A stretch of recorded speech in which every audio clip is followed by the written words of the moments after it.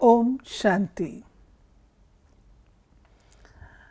आज बाप दादा के, जो कि भाग्य विधाता के रूप से हम बच्चों से मिलते हैं, बाबा के ये महावाक्य हमने अपनी प्रातः क्लास में सुने हैं।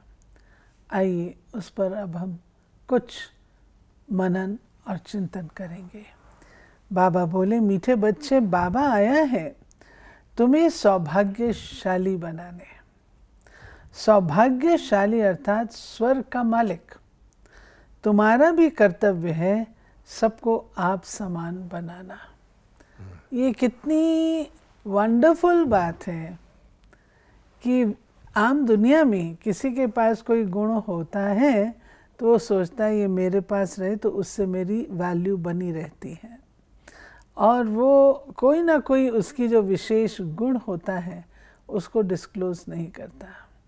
लेकिन बाबा हम बच्चों को टॉपिक ही ये देते हैं प्रगति का कि बच्चे तुम्हारी प्रगति तब है जब तुम औरों को भी आप समान बनाओ। उसको बाबा ने कहा है सौभाग्यशाली। लेकिन एक वंडर आपने बताया तो ये भी हैरानी की बात है कि बाबा के कहने पर बच्चे लाख यत्न करते हैं, ख़ास तौर पे अपने रिश्तेदारों को, क्लोज रिलेटिव्स को, मित्र संबंधियों को ये खुशखबरी सुनाते हैं कि तुम भी अपना सौभाग्य बना लो, स्वर्ग में जाने का समय आ गया है, कलयुग का अंत है। उनको विश्वास ही नहीं आता।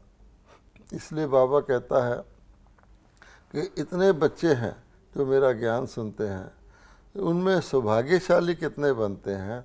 सौभाग्यशाली बाबा उनको कहता है जो सतयुग के शुरू में आके देवता रूप में जन्म ले। बाबा ने आज कॉन्फ्रेंस के बारे में बताया, बहुत वंडरफुल कॉन्फ्रेंस है। और नंबर 1 बाबा कहता है सबसे नंबर 1 कॉन्फ्रेंस कब और कौन सी होती है, उसे प्राप्ति क्या है। बाबा कहते हैं संगम पर आत्मा परमात्मा का मिलन ही नंबर 1 कॉन्फ्रेंस है। जब ये कॉन्फ्रेंस होती है तो आत्माओं को परमात्मा से मुक्ति, जीवन मुक्ति का वर्षा मिलता है।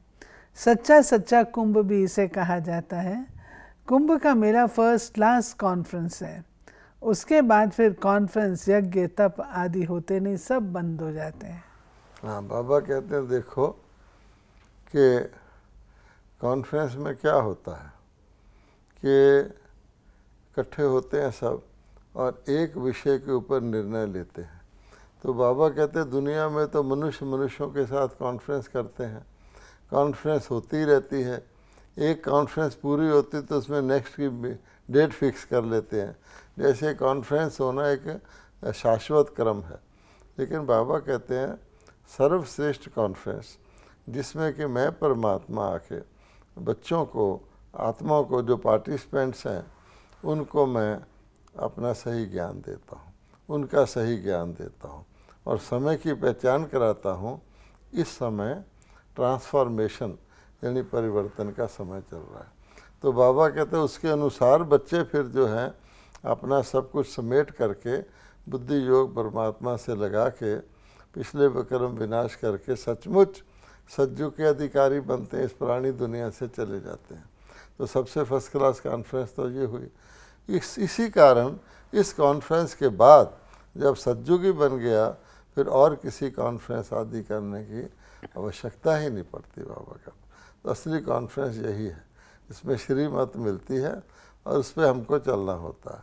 श्रीमत पे चल के ही हम सतयुगी देवता बनते हैं। गीत बजा है, माता ओ माता तू सबकी भाग्य विधाता।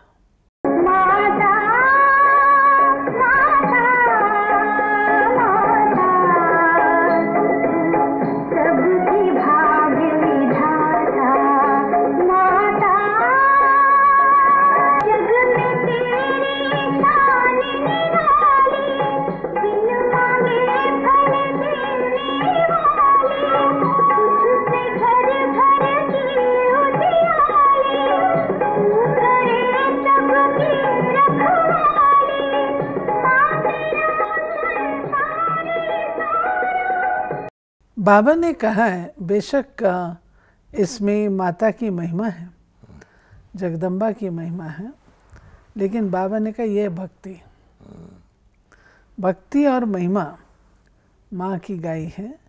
लेकिन तुम बच्चे जानते हो कि भाग्य विधाता, सौभाग्य विधाता है ही एक बाप और कोई दूसरा नहीं है। क्योंकि भक्ति में हमने क्या किया है, हर एक की खूब महिमा करती, यानी जिसको कहते हैं एग्जैजरेट करके ओवर महिमा करती। अगर हमने माता को महिमा करनी शुरू की तो उसको कहा भगवान में तेरी सूरत भगवान जैसी है। कई जगह तो हमने कहा परमात्मा से भी ज़्यादा तू माननीय पूजनीय है। ऐसे ही हर देवता के लिए हमने कहा है, जिसका पुराण देखो उसकी इतनी महिमा करेंगे कि बाकी सबसे उत्तम है। तो बाबा कहते हैं कि वास्तविकता क्या है, ये जो जगदम्बा माता है इसको कह दिए भाग्य विधाता है, तो बड़ी माता माननीय है, उसने बहुत अच्छे श्रेष्ठ कर्म किए हैं। लेकिन भाग्य विधाता तो परमात्मा ही है ना। परमात्मा कहते हैं मैं ही भाग्य विधाता हूँ। इस गीत में उन्होंने महिमा करते कह दिया तू ही सबकी भाग्य विधाता है माता। फिर लोग उस जगदम्बा की पूजा करनी शुरू कर देते हैं, शायद इसी से हमारा भाग्य बनेगा। लेकिन फिर दूसरी ओर आप देखेंगे फिर लक्ष्मी की पूजा कर रहे हैं, जिसके पास लक्ष्मी आती उसका ही भाग्य बनता है, ऐसा मानते हैं, है ना। इसलिए बाबा कहता है कि असली भाग्य बताता, लक्ष्मी के पास भी धन संपत्ति कहाँ से आई, सरस्वती के पास भी विद्या कहाँ से आई, तो आई तो परमात्मा से ना। उसका परिचय प्राप्त करो। बाबा कहते हैं मैं तो सबको भाग्यशाली सौभाग्यशाली बनाता हूँ। कोई कैसे बनते हैं, जितना श्रीमत फॉलो करते हैं, जितना पुरुषार्थ करते हैं, उस अनुसार वो अपना भाग्य बनाते हैं। हाँ, बाबा ने साफ स्पष्ट किया है कि मैं परम शिक्षक सतगुरु हूँ, मैं पढ़ाता हूँ। हाँ, पढ़ाई तो सबको बराबर पढ़ाई जाती है, फिर उसकी धारणा के अनुसार नंबर वाइज बनते हैं। यहाँ भी ऐसे ही है, ऐसे नहीं कि आशीर्वाद माता करती है तो भाग्य बन जाता है। दुनिया में भी लोग माता पिता से, गुरु से, बड़े बुजुर्गों से आशीर्वाद मांगते हैं, लेकिन वो एक भावनात्मक पक्ष है। वास्तव में तो हम जो बनते हैं अपने कर्मों की श्रेष्ठता से बनते हैं। बाबा बोले आज सौभाग्यशाली अर्थात स्वर्ग के मालिक बने। 100% भाग्यशाली जो है वो स्वर्ग के मालिक बनते हैं। उनमें भी फिर नंबरवार हैं। सूर्यवंशी को ही सौभाग्यशाली कहेंगे। त्रेता में 2 कला कम, उनको स्वर्ग नहीं कहेंगे। बच्चे जानते हैं हमको 100% सौभाग्यशाली बनना है, सूर्यवंशी प्रिंस प्रिंसेस बनना है।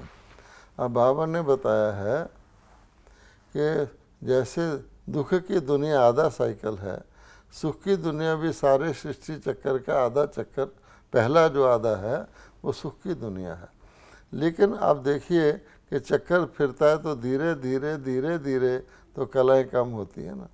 इसी प्रकार से बाबा कहते हैं कि अगर संपूर्ण सौभाग्यशाली देखने हो तो जो सतयुगी की आद में आते हैं, श्री लक्ष्मी श्री नारायण हैं, विश्व महाराजन हैं, सर्वगुण संपन्न हैं, जो शुरू, और उनके साथ जो उनकी प्रजा आती है, जो नहीं नए चक्कर के आदि में जो जन्म लेते हैं वो पद्मा पदम भाग्यशाली हो गए, क्योंकि उन्होंने तो पूरा चक्कर, पूरा सतयुग का या पूरा सुख का पीरियड उसमें देखा उन्होंने। फिर बाबा ने दूसरी बात बताई है कि आधा सतयुग के बाद भी आधा क्वार्टर चक्कर पूरा होने पर त्रेता आता है, उसको सूर्यवंशी नहीं कहते। उसमें क्या होता है, 2 कलाएं कम हो जाती, तो सर्वगुण की बजाय या 16 कला की बजाय 14 कला हो जाती है। तो इसलिए बाबा कहता है वो फिर वो स्वर्ग नहीं कहलाता जो सतयुगी स्वर्ग था, उसको त्रेता युगी स्वर्ग कहेंगे या 2 कला कम कहेंगे। बाबा हमको धर्म की महिमा बताते हैं। कहा जाता है रिलीजन इज माइट, धर्म में ताकत है। जो धर्म देवी देवताओं का था, देवी देवता धर्म के थे, अर्थात उन धारणाओं के थे, तो उस समय हमें सतयुगी सुख उपलब्ध थे। और जब हम लोग कलयुग में आए तो वो ताकत भी खत्म हुई और बाबा कहते हैं जीवन बंध में आए। अब जीवन बंध से छूटने का बाबा साधन बताते हैं, जिसको याद कहो व योग कहो, एक ही बात है।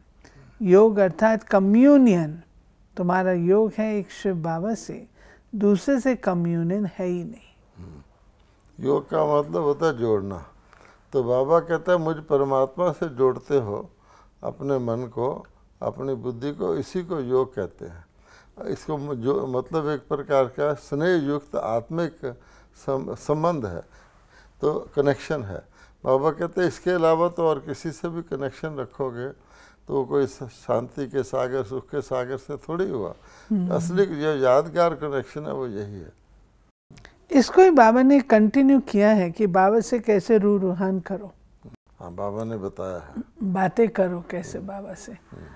वो तो हम बच्चे करते ही हैं बाबा के साथ बात, परंतु ये भी एक कितना मीठा संबंध है। कभी सोचा था कि भगवान के साथ भी हम बातें करेंगे।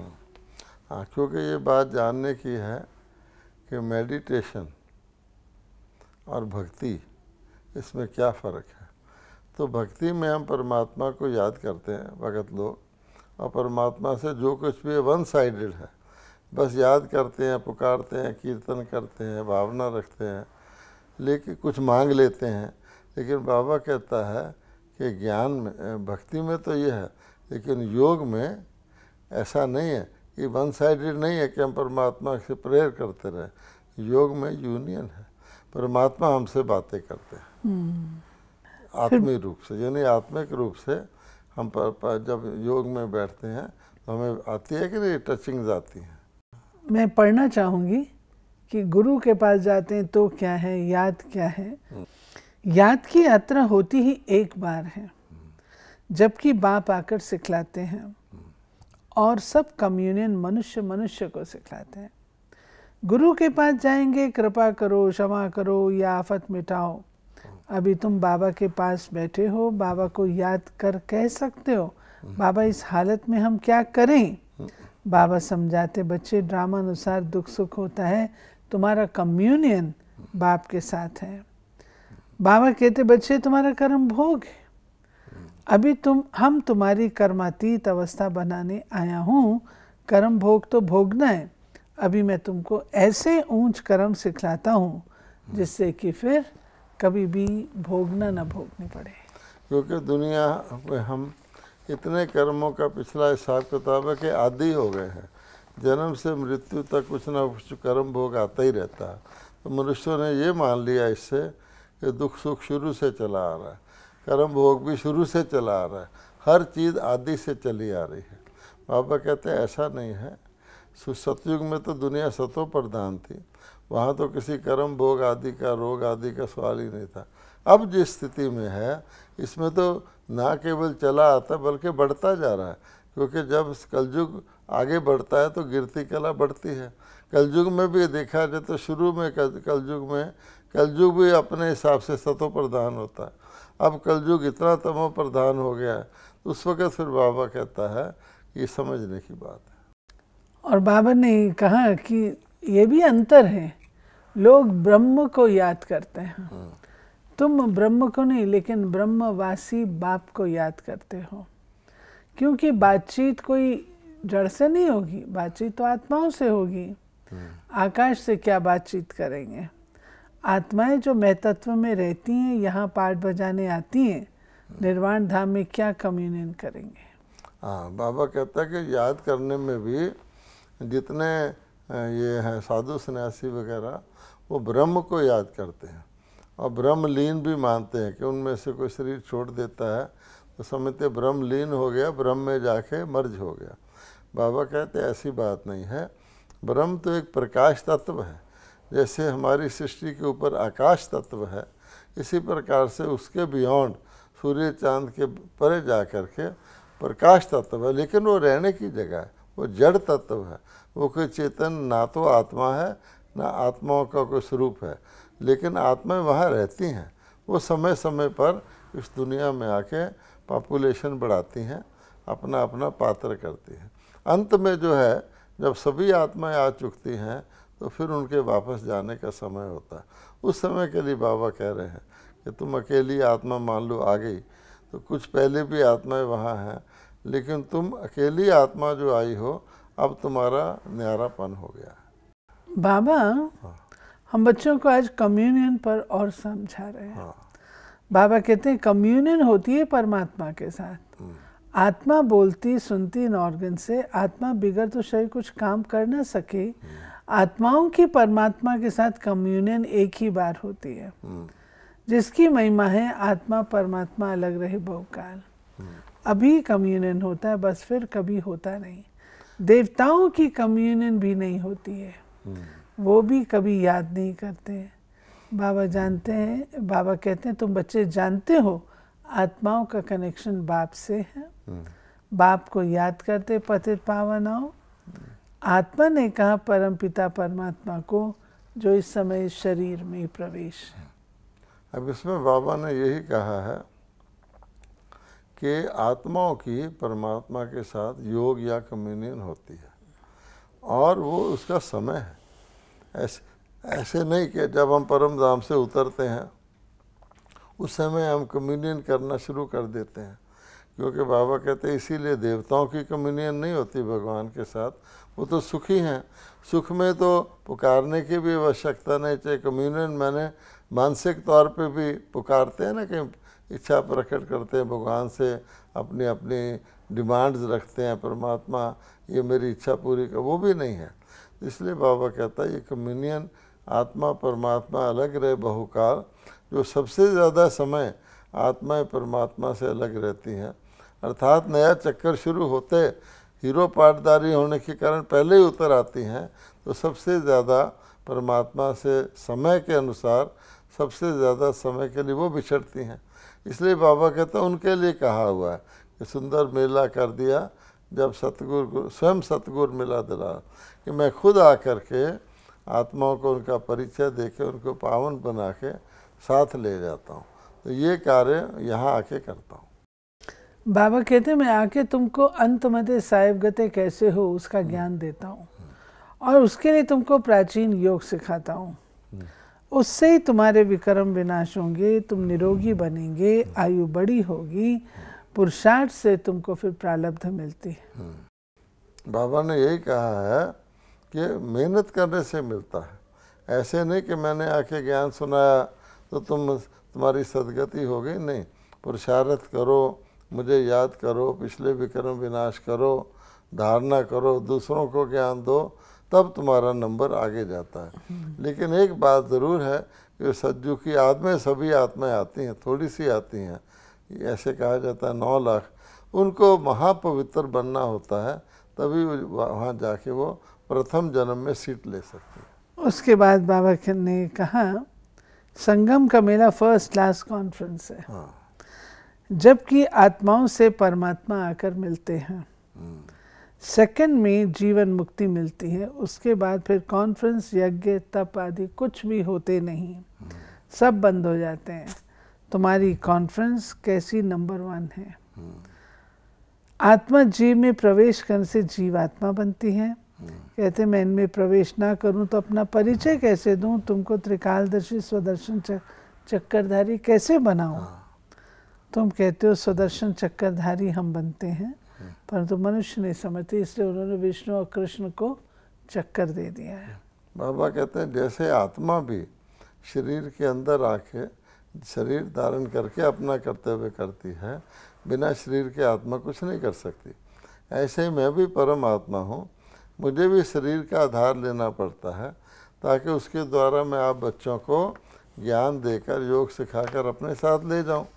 तो इसलिए बाबा कहता है कि शरीर धारण करना, आप लोग अपना शरीर धारण करते हो, मैं पर काय प्रवेश करके अवतरित होता हूँ।